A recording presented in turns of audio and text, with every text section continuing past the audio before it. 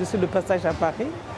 Je repars demain à Brazzaville et c'est un plaisir pour moi de visiter une partie du salon parce que ça a commencé depuis hier. Et je me dis que c'est bien qu'on organise ce type de rencontre internationale. Ce soir, moi je suis une spécialiste de la formation. Donc que ce soit dans la coiffure, dans l'esthétique, ou le bien-être ou dans d'autres domaines de formation, je pense que la formation en coiffure, dans la mode particulièrement, a toute sa place.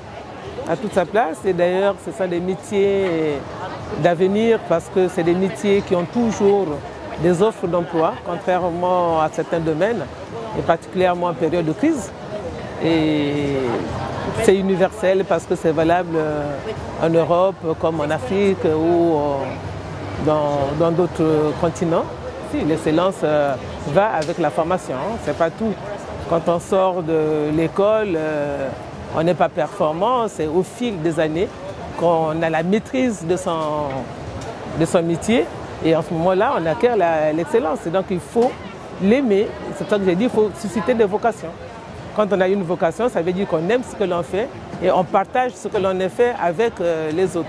Et puis c'est un métier de contact. Mais moi, le partage, c'est bien, c'est-à-dire des gens qui ont la même vision, qui ont les mêmes ambitions, on partage. Le partage, c'est déjà ce niveau-là, au niveau des professionnels. Et la partie la plus importante pour moi, c'est de susciter les vocations. Et j'insiste là-dessus, c'est-à-dire qu'en Afrique, on a besoin de l'expertise. Et ça, c'est très important pour le transfert de technologie, de savoir-faire. Et ça a un créneau pour nous en Afrique. Donc on a des jeunes qui ont les mêmes préoccupations d'insertion professionnelle. On veut bien créer des spécialités dans la couture, par exemple, dans la coiffure, dans la mode, dans tous les métiers de la mode. Mais souvent, on n'a pas l'expertise. Et l'expertise, elle est en Europe. Donc pour moi, la coopération, c'est comment emmener cette expertise en Afrique pour accompagner les jeunes Africains afin qu'ils fassent aussi ce que font les autres ici, et c'est vraiment des métiers d'avenir.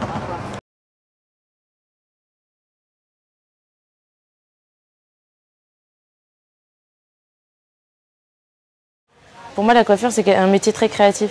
Et je suis moi-même très créative. Du coup, je me suis dit, au début, je vais pas vous mentir, c'était pas trop ce que je voulais faire. Et au final, après, au fur et à mesure du temps, je me suis dit qu'en fait, j'adorais ça. J'ai réalisé tout ça. Tout d'abord, je suis une passionnée de théâtre et c'est vrai que je sais que le théâtre, c'est une chose qu'on ne peut pas en vivre difficilement. Donc la coiffure était quelque chose que j'aimais énormément aussi. Donc du coup, j'ai l'espérance en fait de combiner les deux, de pouvoir faire de la coiffure événementielle voilà, plus tard, éventuellement. Mais c'est vrai que maintenant que je suis en salon et que j'ai découvert en fait ce groupe, j'ai plutôt envie de rester en salon d'un jour pour être manager, quelque chose comme ça, et combiner les deux. En fait, le avant-après, moi, j'appelle ça comme ça. C'est en fait voir une cliente rentrer avec un style basique et un peu l'embellir en fait. Et la voir ressortir avec un grand sourire parce qu'elle se sent belle, elle se sent femme. Donc de la voir ressortir avec ce sourire-là, moi, ça me satisfait et c'est ce qui me plaît. Et j'aime bien en fait. En fait, c'est depuis que je suis née, je crois, j'aime bien. C'est un truc, c'est une passion en fait. De embellir la femme, de la valoriser, excusez-moi, et voilà quoi, de montrer ce qu'on vaut. Moi personnellement, ce qui me plaît le plus, c'est la technique. C'est tout ce qui est couleur, balayage, tout ça. Voilà. J'ai plus d'affinité avec ça qu'avec la coupe. Voilà. Je veux avoir ma propre marque, faire comme de singe. Voilà. Et évoluer au fur et à mesure. Si j'ai mon BP, mais bon, je vais travailler pour, donc il n'y a pas de raison que je ne l'ai pas. J'aimerais demander justement à Camille Alban ou De Sange de vraiment travailler ici, qui me fasse encore plus évoluer. Et voilà, on verra par la suite. C'est l'ambiance d'équipe qui est très familiale, qui est en fait, on peut avoir peur que dans les franchises, ce soit très, comment dire, que les coiffeuses se marchent les unes sur les autres, que ce soit très stressant. Alors qu'en réalité, là où je suis actuellement, c'est pas du tout le cas. C'est très familial, les coiffeuses sont là pour nous apprendre. Ils ne sont pas là pour nous faire passer le balai, nous faire les machines, nous faire les peignoirs. Ils sont juste là pour nous apprendre et nous faire devenir d'aussi bons coiffeurs que le sont. En arrivant en coiffure, en faisant mon CAP, au fur et à mesure d'être en clientèle, d'être en salon, j'ai découvert beaucoup de nouvelles, comment pourrais-je dire, de nouvelles techniques, de nouvelles façons de couper, parce qu'il en existe énormément. Et du coup, ça m'a permis de voir que chaque chose est différente, que chaque client est différent, qu'il n'y a aucune routine en coiffure. Et après, moi, j'ai un autre projet, en fait. C'est d'aller dans les hôpitaux où il y a des adolescentes malades ou des femmes malades et de leur donner le sourire en les coiffant, en les maquillant. Je pense qu'on les valorise, en fait, parce que déjà qu'elles sont dans un univers, dans un endroit un peu glauque, elles sont renfermées sur elles-mêmes. Elles ont plus ce côté femme, en fait, et de les embellir, de les maquiller et de voir leur sourire à la fin avec une satisfaction, qui se sentent femmes, elles se sentent elles-mêmes un peu comme les autres. Elles oublient un peu leur maladie parce qu'elles se sentent belles et je pense que c'est un bon résultat et juste de voir ça, c'est magnifique en fait. N'importe quelle femme, elle mérite d'être belle, d'être bien dans sa peau et de montrer ce qu'elle vaut. Voilà, je sais déjà ce que je veux faire. Le métier de la coiffure, c'était un métier qui m'a toujours passionné depuis l'âge de 8 ans. La matière du cheveu, c'est quelque chose vraiment, même quand je suis avec mes copines, j'essaie de toucher leurs cheveux, c'est quelque chose qui est en moi. Donc effectivement, je n'ai pas pu faire ce métier très tôt, parce que étant que mon père est chercheur au CNRS, voulait que je fasse des études. Donc je lui ai fait plaisir jusqu'au bac. Et après, j'ai décidé de faire ce que j'ai moi envie de faire. J'ai tout de suite rentré dans une école privée. Je ne voulais pas perdre du temps parce que comme j'ai eu mon bac et j'ai pris l'apprentissage très tard, j'ai eu la chance de rencontrer Monsieur Alexandre en son vivant, qui m'a vraiment encore transmis l'amour de ce métier d'une manière sensationnelle. Évidemment, on va gagner de l'argent, mais il faut absolument choisir par passion. C'est une passion. C'est un métier d'art. C'est un métier, pour moi, c'est comme l'univers, ça élargit. Il y a énormément de créativité, énormément de potentiel. Et ce potentiel, on l'a en soi et on peut le développer. Moi, ce métier m'a tout donné. M'a vraiment tout donné. Ça m'a donné la sensibilité. Ça m'a donné... J'ai déjà la sensibilité, mais ça accentue ma sensibilité. Ça m'a donné une liberté psychologique.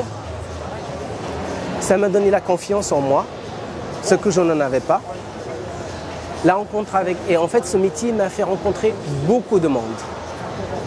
Vraiment, si je n'avais pas fait ce métier, je ne suis pas sûr que je vais rencontrer autant de monde que j'ai rencontré, aussi bien dans le milieu de la mode que dans le milieu artistique, dans le milieu de la peinture.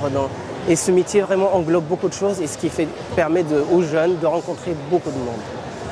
Oui, en fait, on va commencer tous les deux, parce que voilà, c'est notre bébé, quoi. Donc, c'est Azzedine et Laurent, donc on commence. Et puis, tout l'intérêt d'être des nouveaux entrepreneurs, c'est de pouvoir ensuite passer la main, c'est-à-dire de pouvoir prendre un peu de recul sur ce qu'on fait. Mais pour prendre du recul, c'est aussi de former des nouvelles personnes, des jeunes, qui vont pouvoir, eux, ensuite continuer. Et de pouvoir gérer en fait nos affaires d'une façon un peu différente. L'étincelle, je pense que c'est quelque chose, en tout cas dans le métier que nous faisons. Pour ce qui me concerne, je l'ai pratiquement tout le temps eu parce que c'est un métier d'échange permanent. C'est-à-dire que c'est beaucoup de rapports humains. Donc, comme ça me convenait totalement, j'étais tout le temps en relation avec les autres, ça m'épanouissait totalement. Alors effectivement, il y a des hauts et des bas, mais c'est comment on les interprète. Et moi, ce qui me touchait le plus, c'est que mon énergie, mon envie de faire faisait que les choses qui étaient assez moyennes, je les mettais un petit peu derrière, je me concentrais sur ce qui était le plus positif et qui me permettait d'avancer. Il y a un moment donné, quand on est bien confortable dans une certaine situation, on commence à gagner sa vie, on a une certaine notoriété, entre parenthèses, on a tendance à s'endormir un petit peu dessus, et le temps passe, et puis là on commence à avoir un côté assez négatif, c'est-à-dire qu'on s'ennuie, on n'est plus si passionné que ça, et donc il faut être très très vigilant sur ce moment-là, car c'est à ce moment-là qu'il faut tout changer et tout basculer. Alors j'ai eu la chance aussi à travers les rencontres, et avec Azzedine qui m'a redonné une pêche d'enfer, et surtout une envie d'entreprendre, donc de prendre le risque, entre parenthèses, de créer quelque chose. Et en fait, c'est pas si risqué que ça, parce que qu'est-ce qui peut nous arriver? Pas grand-chose, hein. Ça marche ou ça marche pas, tout simplement. Donc, comment est-ce qu'on peut en arriver là? C'est déjà de croire énormément en ce qu'on fait. C'est bien d'écouter les autres, mais il faut savoir surtout écouter son cœur, écouter ceux que l'on a envie. C'est la première démarche.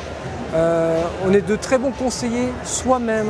Les autres sont de très bons conseillers, mais c'est aussi des moments où on a tendance à être détourné de nos chemins. Il faut avoir une ligne et la tenir au maximum.